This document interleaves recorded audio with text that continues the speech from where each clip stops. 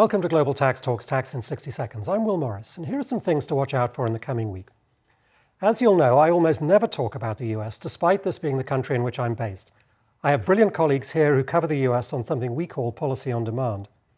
However, with an event as important as the US election last week, and its potentially significant implications for non-US as well as US business, just for once I'm going to break my rule.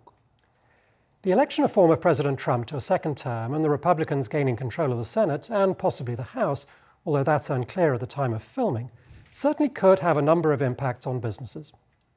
First, in terms of the 2025 US legislation needed to reauthorize the 2017 tax legislation, it's now much more likely that the corporate rate does not move much, if at all, from its current 21% rate.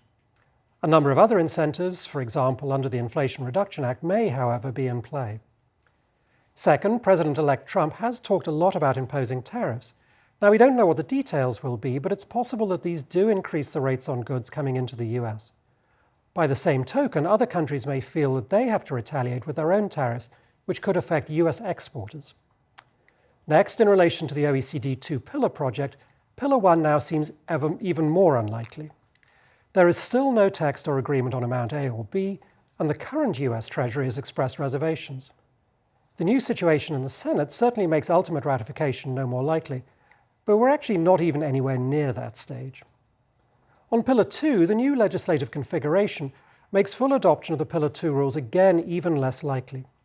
One great unknown, however, is what happens to the UTPR, especially in relation to the taxation of US domestic income. What is clear, though, is that this is a significant political issue that needs solving or deferring further by the end of 2025, perhaps with a safe harbor, to avoid escalating tension. Finally, and linking back to both Pillar 1 and the issues of tariffs, if Pillar 1 does not happen, then there could be a flood of DSTs in other countries. Opposition to these has been bipartisan on Capitol Hill, so possible retaliatory action related to those might also be expected.